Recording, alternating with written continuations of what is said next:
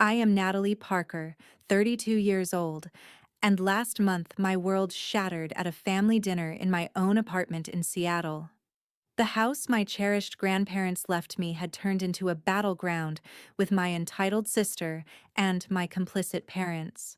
They had always showered Madison with everything while I scraped by on my own. That night, she slapped me across the face, shoved me toward the door with brutal force, and snarled, "Get out of my house." My parents just sat there, their eyes cold and unmoving as I stumbled out into the hallway, my cheek burning and my heart pounding. I stood under the fluorescent apartment lighting, staring at my own locked door, the taste of blood on my lip where I'd bitten down. The smell of my homemade lasagna still lingered in the hallway, now making me nauseous. A week later, a package landed on their doorstep. My mother blew up my phone with 47 missed calls, her voice frantically pleading through voicemail. "It was all a mistake," she sobbed. I texted back 3 words: "Get out now." Before coming to my story, I want to know what time you are listening and what city you are in. I'm happy to know how far my story spreads. A week earlier, I sat at my apartment's dining table in Seattle, arranging plates for a family dinner I hoped would mend old wounds. I'd spent hours cooking lasagna from Grandma Dorothy's recipe, the smell of garlic and tomato filling my small space. My sister Madison, 3 years younger, arrived late with my parents, her eyes scanning my modest home with a familiar sneer. My mother, Patricia Parker, handed me a store-bought dessert, muttering about traffic. My father, Robert Parker, barely nodded, already asking for a beer. I forced a smile, setting out appetizers, determined to keep things civil. Conversation started light. Work, my parents' book club. Madison lounged in a chair, scrolling her phone, barely joining in. I mentioned my latest coding project, a budgeting app I'd pitched at work. Patricia waved it off, saying, "That's nice, Natalie, but let's hear about Madison's new venture." Madison launched into a story about her struggling startup, a fitness app that hadn't landed funding. "Investors don't get my vision," she complained, tossing her hair. Robert nodded sympathetically. "You'll find the right one, sweetheart." I bit my lip, used to their favoritism. The mood shifted when Patricia brought up the house. My grandparents, Dorothy Wilson and Harold Wilson, left me. "Have you updated the kitchen yet?" she asked, her tone too casual. Madison was saying it would be perfect for her. I froze, fork halfway to my mouth. "It's my house," I said evenly. Madison leaned forward, her voice sharp. "You don't need all that space, Natalie. I'm starting over after my app tanked. It'd be better with me." My chest tightened. Grandma and Grandpa left it to me, not you. Robert cleared his throat. "It's a family house." "Think about sharing, Natalie." Patricia chimed in. "Madison's in a tough spot. You're doing fine." I pushed back, voice steady despite my rising anger. "Fine? I've worked for everything while you've handed Madison whatever she wanted." Madison's face darkened. "Don't act superior just because you code apps nobody uses." The insult stung, but I held my ground. "At least I don't expect handouts." The table went silent. Then Madison stood, her chair scraping the floor. "You're so selfish," she spat, stepping closer. Before I could react, her hand cracked across my cheek, the sting sharp and hot. She grabbed my arm, shoving me toward the door. "Get out of my house," she yelled, as if my apartment were hers. I stumbled backward, tripping over the threshold, and fell onto the grass outside, my arms scraping the pavement. Patricia and Robert sat frozen, their faces blank. Not a word of protest. I pulled myself up, tasting blood from my lip, and glared at the shut door. Something snapped inside me. "Game over," I whispered to myself, brushing dirt off my sleeve. I drove to a nearby coffee shop, my hands shaking on the wheel. My phone lit up with a text from my colleague Rebecca Hayes. "You okay? Call me." I dialed her number, my voice low as I recounted the fight. They want the house, Rebecca. They think it's theirs. Her response was firm. You need to protect what's yours, Natalie. Start digging. That night, alone in my apartment, I opened my laptop, pulling up the house's deed and Grandma Dorothy's will. I wasn't giving up without a fight. The next morning, I sat at my desk, the sting of Madison's slap still fresh on my cheek. My laptop glowed with the deed to the house Grandma Dorothy Wilson and Grandpa Harold Wilson left me. Their words from the will echoed in my mind. Natalie, you showed us true love. I wasn't letting my sister or parents take that away. I opened a browser, pulling up property records for our Seattle neighborhood. The house, valued at $2,000 when I inherited it 3 years ago, now sat at nearly $1 million. The tech boom had transformed our street into a hot market. My hands steadied as I realized the power I held. I dialed Rebecca Hayes, my colleague and closest confidant. Her voice was sharp over the phone. Natalie, you need to lock this down. They're banking on you caving. She suggested a lawyer she knew, a property expert named Karen Walsh. I called Karen, explaining the situation, my sister's demand, my parents' silence about the house. Send me the will and deed, Karen said briskly. Washington law is clear on inheritance. Let's see what we're working with. By noon, I emailed her the documents, my fingers trembling, not from fear, but from purpose. Karen called back that afternoon. Good news, she said. The will is airtight, signed with 3 witnesses and a doctor's note confirming your grandparents' mental clarity. Your parents and sister have been living there without permission, technically squatting. I leaned back, stunned. Squatting. Madison had been crashing in the guest room, claiming it as her office for her failing fitness app. Patricia and Robert stayed over often, acting like the house was theirs. Karen continued, You can issue an eviction notice, 72 hours under state law, or sell it outright. Your call. I dug deeper, pulling up old emails from Patricia. Months ago, she'd asked about the house's wiring, claiming Madison needed stable internet for her startup. Robert had texted about the garage, saying it'd be perfect for Madison's equipment. It hit me. They'd been planning this for months, assuming I'd roll over. I remembered Grandma Dorothy's voice, calm but firm, one evening when I was 16. We'd sat in her garden, debugging code on her ancient desktop. You're tougher than they think, Natalie, she'd said, her hands steady on the keyboard. Don't let their noise drown you out. Grandpa Harold had nodded, tweaking a circuit board. Build your own path, kid. Rebecca met me for coffee that evening at a shop near Pike Place Market. This is your moment, she said, stirring her latte. They've taken enough. Your college fund, your time, your peace. Demand what's yours. I nodded, my resolve hardening. Back home, I spread out the documents, the will, deed, and a market analysis I'd run through my real estate app. The numbers were clear. Selling the house to a young family, the Carters, for $85,000 was locked in, papers signed last week. I hadn't told my family, knowing they'd fight it. I drafted a plan with Karen. We'd send a package to the house, certified copies of the will, the sale contract, and an eviction notice. The Carters, a couple with 2 kids, loved the garden and the smart home system I'd coded. They'd move in next month. I pictured Madison's smug face when she opened that package, Patricia's panic, Robert's silence crumbling. For 30 years, I'd been the one to compromise, to step aside. Not this time. Sitting with those documents, my mind drifted to the years of being overlooked in our Seattle home. Growing up, my grandparents, Dorothy Wilson and Harold Wilson, were my anchor. Their cozy house with its creaky porch and blooming garden was where I felt valued. They'd sit me at their old PC, teaching me to code simple games, their patience endless. You've got a spark, Natalie, Grandma Dorothy would say, her eyes bright. Grandpa Harold would chuckle, tweaking a motherboard. Keep building, kid. You'll outshine them all.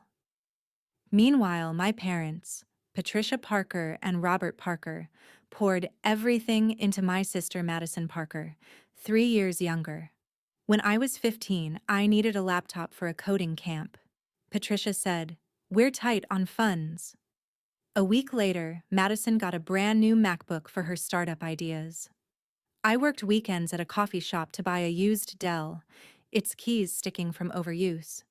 At 16, Madison got a shiny SUV for her birthday, while I rode the city bus, my backpack heavy with library books. "Madison has big dreams," Robert would say, shrugging off my straight-A report cards. "You're fine, Natalie." Fine. That word burned. My college fund was another casualty. At 18, I learned it had vanished into Madison's first app venture, a social media platform that crashed in 4 months. "Unexpected expenses," Patricia mumbled when I asked. I worked 30 hours a week through college, coding freelance apps to cover tuition, still pulling a 3.8 GPA in computer science. Madison dropped out of 2 universities, each time with my parents' excuses and cash for her next vision. I'd call Grandma Dorothy, voice shaky, venting about the unfairness. "They're blind to your worth," she'd say, her voice steady over tea in her kitchen. "But you're stronger than their mistakes." One night when I was 17, I sat on their porch, tears streaming after Patricia canceled my science fair trip to fund Madison's coding boot camp. Grandpa Harold handed me a soldering iron. "Fix what's broken, Natalie, starting with yourself." Their belief kept me going. When they passed 3 years ago, their will left me the house with a letter in Dorothy's neat handwriting. "Natalie, you gave us love when others only took. This house is yours to protect." Madison scoffed at the reading, tossing her hair. "Good luck with that fixer-upper." I poured my savings into the house, coding a smart system to control lights and security, preserving the garden Dorothy loved. Madison, meanwhile, racked up debt on her fitness app, always expecting a bailout. Patricia and Robert never questioned her, their praise endless. "Madison's a risk-taker," they'd say, ignoring my late-night coding sessions to meet work deadlines. I'd overhear them at holiday dinners, whispering about giving Madison the house for stability. Stability, as if I hadn't earned it. The final straw was a memory from 2 years ago. I'd found an old photo of me and Dorothy in the garden, her arm around me, both of us smiling. Tucked behind it was another note from her. "Natalie, you're the one who carries our love forward. Don't let them steal your fire." That note, now in my desk drawer, fueled my anger as I sat with the deed. For 30 years, I'd been pushed aside, my efforts dismissed, my inheritance targeted. Madison's slap wasn't just physical, it was the culmination of their entitlement. I wasn't just protecting a house, I was reclaiming my worth. Back at my apartment, I finalized the plan with Karen. The house sale to the Carters, the young couple with 2 kids, was locked in at $85,000, papers signed and notarized. Karen had prepared a package, certified copies of Grandma Dorothy's will, the sale contract, and a 72-hour eviction notice under Washington law. "This will hit them hard," she said over the phone, her voice calm but firm. "They've been squatting illegally. You're within your rights." I nodded, picturing Madison's smug grin fading. I overnighted the package to the house, my hand steady as I handed it to the courier. The next day, I left Seattle for a work conference in Portland, needing distance. My phone stayed on silent, but I knew the storm was coming. Rebecca texted, "Package delivered. Brace yourself." By evening, my voicemail was flooded. Patricia's first message was shaky. "Natalie, what's this about a sale? Call me now." Madison's was pure venom. "You're not getting away with this." Robert left a single, gruff message. "We need to talk." I ignored them all, focusing on my conference keynote, a pitch for my budgeting app. It felt like a small rebellion, prioritizing my work over their chaos. 2 days later, Karen called with an update. They opened the package, she said. Your mother's been calling my office nonstop, claiming it's a mistake. Madison's hired a lawyer, some guy named Paul Grayson. I smirked, knowing the will's strength.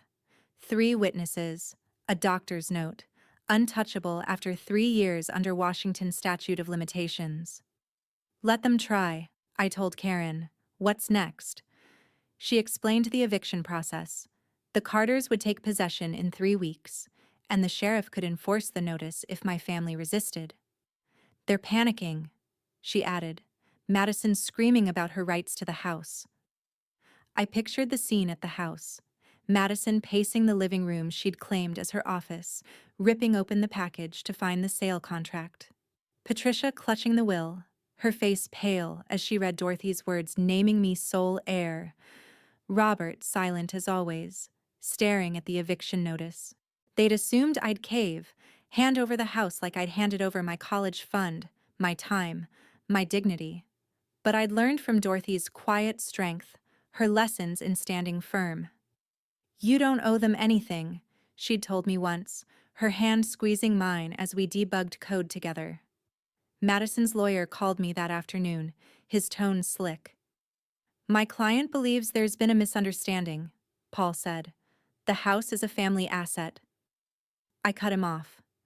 The will says it's mine. Check the records. He stammered, mentioning a possible contest.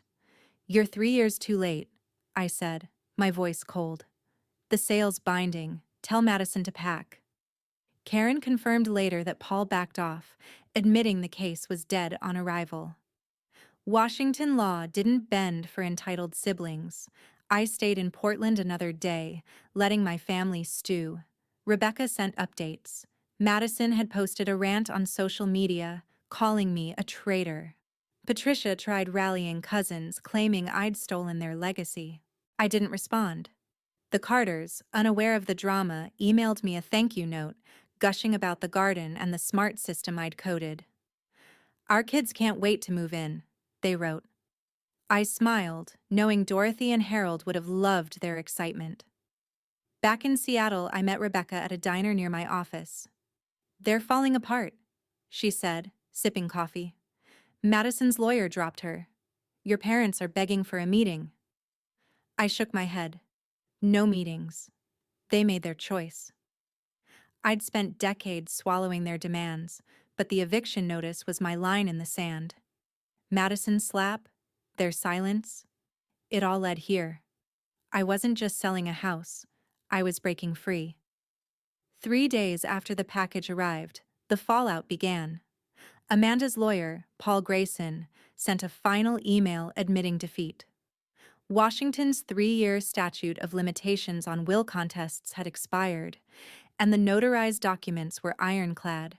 The Carters, the new buyers, were set to move into the house in 18 days. Madison, Patricia, and Robert had 72 hours to vacate, or the sheriff would step in. Karen called me at my Portland hotel, her voice steady. They're out of moves, Natalie. The house is legally gone. I leaned back, quiet satisfaction settling in. For once, their entitlement had no leverage.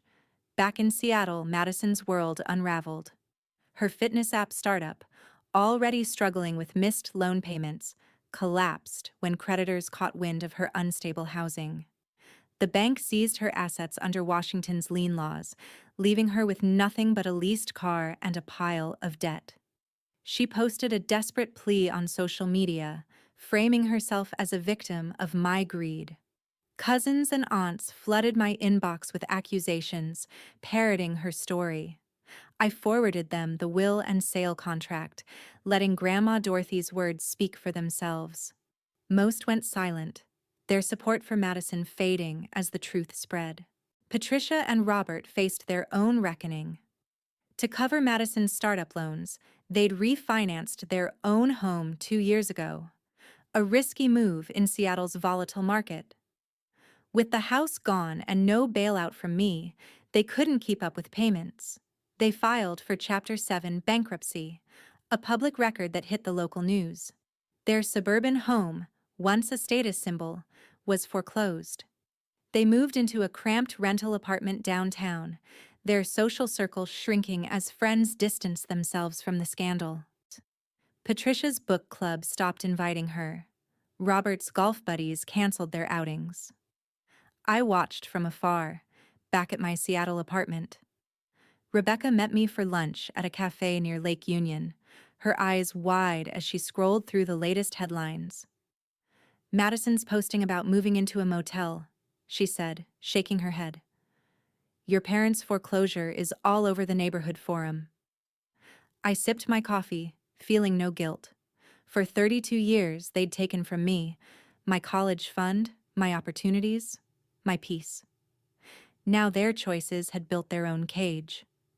Grandma Dorothy's voice echoed in my mind from a night we'd coded a light sensor for her garden. "Actions have consequences, Natalie," she'd said, wiring a circuit. "Yours and theirs." Madison tried calling once, her voice cracking through a voicemail. "You've ruined me, Natalie. Where am I supposed to go?" I didn't reply. She'd made her bed when she raised her hand against me, when she demanded what wasn't hers. Patricia sent texts begging for a meeting to fix this. I blocked her number. Robert left a message, his tone flat. "You've gone too far." I deleted it without a second thought. Their attempts to guilt me felt hollow, a last gasp of control slipping away. The local paper ran a story on the house sale, mentioning the family dispute without my name. Neighbors who'd seen me tend Dorothy's garden for years sent supportive emails. "Your grandparents would be proud," one wrote. The Carters sent photos of their kids playing in the yard, the roses blooming under their care. I smiled, knowing the house was alive with new memories, just as Dorothy and Harold wanted. Rebecca and I toasted at the cafe, clinking glasses of iced tea. "You flipped the script," she said, grinning. "They thought they'd break you." I nodded, my chest light. The dominoes had fallen, not because I pushed, but because they'd built a house of cards. Madison's slap, their silence, their greed. It had all led here. I wasn't reveling in their pain, but I wasn't carrying it either. For the first time, I felt untethered. 2 months later, I stood in my new bungalow in Seattle, sunlight streaming through the windows. The small house, tucked in an up-and-coming neighborhood, was half the size of Grandma Dorothy's, but perfect for me. I'd painted the walls soft gray, hung a photo of Dorothy and Harold in the garden, and planted rose cuttings from their old yard. With the $85,000 from the house sale, I'd invested in my dream, an education app teaching kids to code, partnering with Rebecca Hayes. I launched it last month, and early downloads were climbing fast. My new life felt like a clean slate. I'd cut all ties with my family. Madison Parker, my sister, had spiraled further after losing her startup. With her assets seized, she couldn't afford her leased car or motel rent. Last I heard, she was working part-time at a coffee shop, living in a shared apartment with strangers, her social media silent. Seattle's tough job market offered no mercy for her lack of experience. Patricia Parker and Robert Parker, my parents, were hit harder. Their Chapter 7 bankruptcy stripped them of their suburban home, forcing them into a tiny rental near the city's edge. Their social standing crumbled. Patricia's book club dropped her, and Robert's former colleagues avoided him. A local blog mentioned their foreclosure, tying it to family mismanagement. They'd become pariahs in their own circle. I didn't gloat, but I didn't grieve either. Their choices, favoring Madison, ignoring me, demanding my inheritance, had built this outcome. Grandma Dorothy's lessons rang clear. "Your worth isn't their approval," she'd said, showing me how to debug code under her porch light. Harold's gruff advice, "Stand tall, kid," echoed as I built my app. Their love, not my family's, was my foundation. I blocked Patricia's last text, a plea to talk it out. Madison's final voicemail, accusing me of betrayal, went straight to trash. Robert hadn't reached out since the eviction notice landed. My app's success grew. A Seattle tech conference invited me to speak, and I shared the stage with coders I'd admired for years. Rebecca cheered from the front row, her grin wide as I demoed the app's features. "You're killing it," she said later over drinks at a downtown bar. "Dorothy would be proud." I nodded, thinking of the nights I'd coded with her, her steady voice guiding me. The app wasn't just a job. It was my way of passing on her belief in building something meaningful. One evening, I drove past the old house.